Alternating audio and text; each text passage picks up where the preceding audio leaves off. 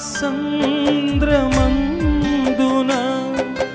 పయనించు వేళలో పాషాణ మనస్సు మార్చి పరిశుద్ధిని చేసావయ్యా.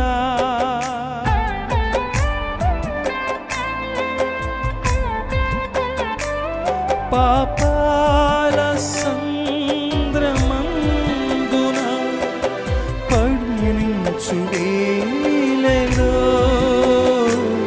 పాషాణ మనసు మార్చి పరిశుద్ధిని చేసావయ్యా.